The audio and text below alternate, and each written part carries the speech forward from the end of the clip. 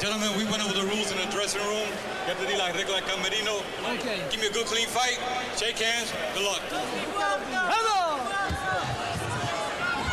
All right, Al Bernstein, a pumped-up crowd here for the WBO Junior Lightweight Championship. A lot of people, as you mentioned, coming here to see Oscar De La Hoya, a coming-out party, if you will. You know what's interesting about Oscar De La Hoya? He looks almost, I don't want to say distracted, but about as calm as you can be, and I'm telling you, almost distracted. Very interesting. Campanella trying to throw that right hand he was holding as well. Yeah, when he walked into the ring, he seemed to be looking at the crowd a lot. Just very relaxed. And down he goes from a left hand. And maybe not focused. That was my point. He has been down before in his career. He's still looking around as if he's more interested in what's going on outside the ring than inside. And Giorgio Campanella will get him interested real quick. Hey, he's hurt by the right hand. It's not a knockdown, but that right hurt him. And he's as dry as a bone. And he's slugging. Campanella has 6 first-round knockouts. And jabbing his way in. Let me tell you, this fight will be won by who lands the best left hook. They're both landing them. And still 2 minutes to go in this first round. And you're right, Oscar De La Hoya is dry as a bone. He does not look warmed up. The pro De La Hoya crowd trying to rally behind him. Well, if Giorgio Campanella needed anything to get over this scene, if he wasn't over it, that knockdown will help him. Sometimes that bunker mentality, us against the world, just focused in. Now, De La Hoya is starting to fight the right way, throwing jabs out there, keeping Campanella busy so he can't just hit him. De La Hoya walked in to slug with Campanella and got a shock, didn't he? Now there's a right hand that lands. And it all came because De La Hoya started using his skills, the jab and the combination. That, of course, is the second time he's been down as a pro, but that time he was hurt much more than he was against Narciso Valenzuela. Let me tell you, when Campanella cranks that left hook, Bob, he's got a good one. And that's the punch that hurt De La Hoya. Campanella's not done yet, believe me. He's going to land some more left hooks. We'll just see what effect they have. Still not a lot of snap on that jab from De La Hoya. But he's using it well as a rangefinder. And you know, and see now, there's something he's got to be careful about, though, De La Hoya. He can't throw too many left hooks early in this fight because that will open himself up to Campanella's left hook. You saw Campanella throw it again. It's a combination. Everything that De La Hoya throws, the crowd will react wildly.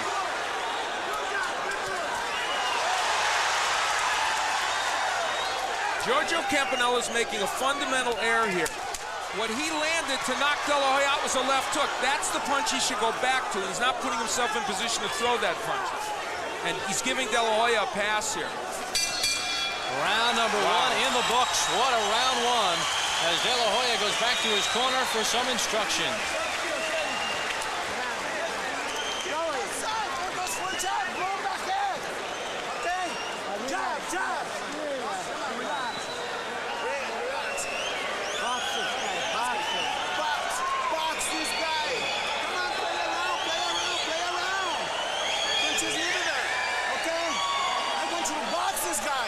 Stay in there right now. Robert Alcazar couldn't be more precise in what he's saying. And there is why he's saying it. De La Hoya stood in front of Giorgio Campanella. And the reason that he wants him to box is because he stood in front of him and he got hit with left hooks. And he got hit with one specific left hook that really hurt him. And he traded left hooks.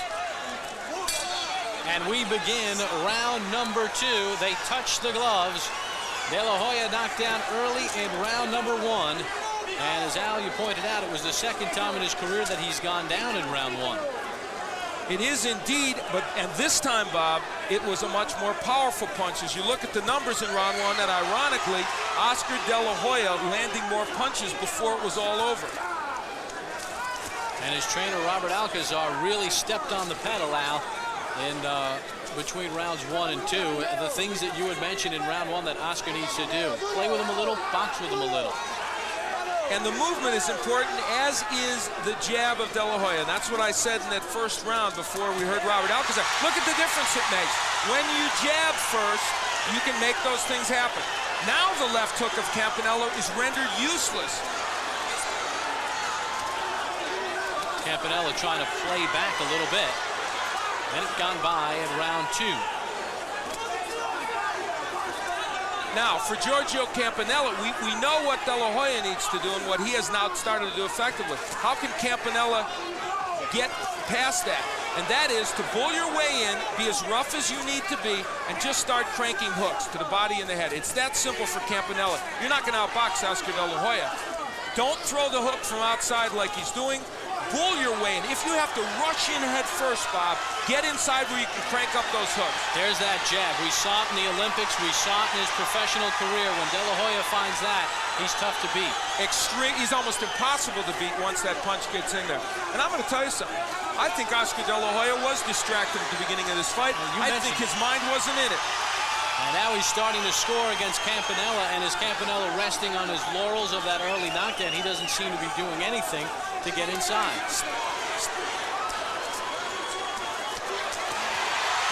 And De La Hoya now with the combination, and Campanella just not fighting back.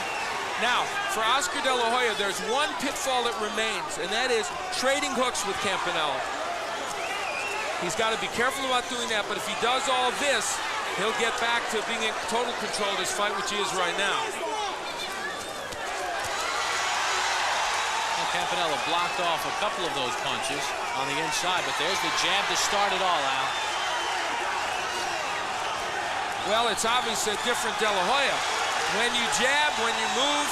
Oh, Campanella, delay reaction. He is hurt, and down he goes. Now, he was on his knee. I got to tell you, I'd take a point away from De La Hoya for hitting him when he was on his knee, but they're not going to do it. So each fighter has been down through the first 2 rounds. And Campanella's still hurt. A fighter can only be saved by the bell in the last round, but Campanella does get up. And his corner is upset, saying he was hit after the bell. Well, their bigger claim is that he was hit when he was down before.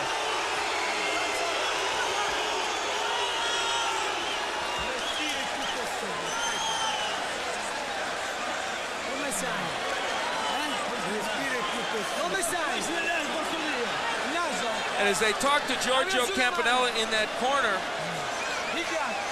I think the one thing they are trying to get across to him is he's got to get on the inside. Now there's De La Hoya hitting away. You got to take a point away for that. That is illegal and it's wrong, and I don't care who it is doing it, whether it's Oscar De La Hoya or anybody. You don't do that. It's wrong, and Joe Cortez was very late in getting in. Here's where they claim he was hit after the bell. I couldn't hear the bell, so I can't honestly say that. And we begin round 3. De La Hoya was knocked down in round number 1. Campanella in round 2, and De La Hoya continues the barrage. Now, there is Campanella trying to get the hook in. A left and right score. Campanella is hurt, and out he goes again.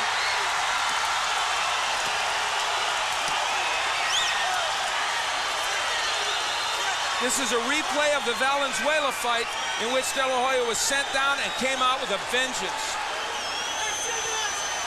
Another combination. Down he goes again, and a white towel comes out from his corner. That's it.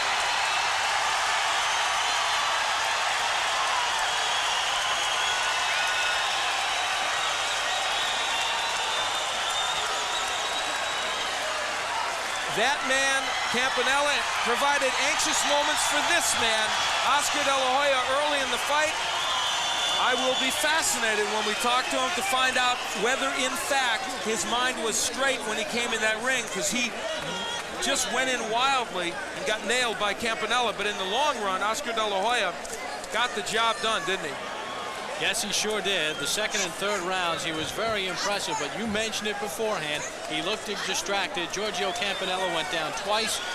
in that third round, and his corner threw in the towel as referee Joe Cortez came in to take a look. And let's take a look at the knockdowns by Oscar De La Hoya. So let's look at the first knockdown from a couple of different angles. Oscar De La Hoya landing a good left hook. Now that was the punch which got him in trouble in the first round when he was trading it with Campanella, but at this point Campanella was very hurt. He had been in trouble the previous round, and the hooks were valuable for De La Hoya, but they came at the end of combinations, and that's why they were safe to throw. And at this point Campanella was just not able to really defend himself. And from any angle, it's just as bad for Giorgio Campanella, because Oscar De La Hoya throwing combinations, and that's the key, Bob. When he's throwing combinations, he's a very tough man to beat.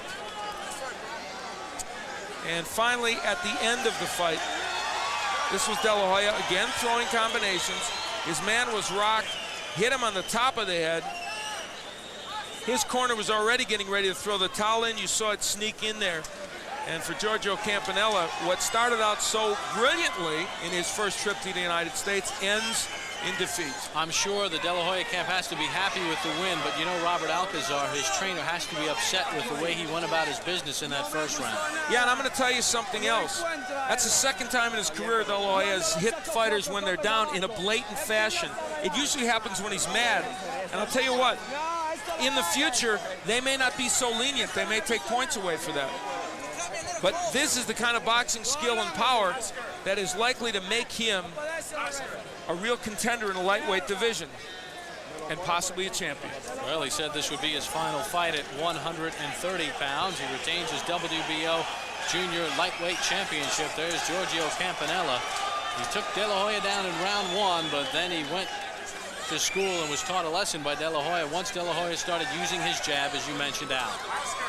Well, that was the key. He listened to Robert Alcazar. He used the jab. He started to move a little bit more, and that did it. Here's Michael Buffer.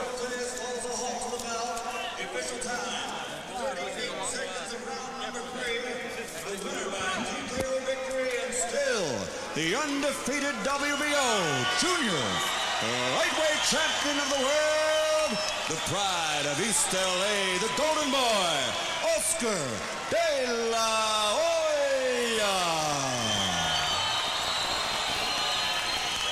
38 seconds of round number 3. Oscar De La Hoya of East Los Angeles moves his record to 13. Campanella. For Campanella, the first loss of his career in 21 professional fights. He had De La Hoya down in round 1 with a left hook, but he could not finish him off, and De La Hoya scored a knockdown at the end of round number 2. Don't forget, ladies and gentlemen, June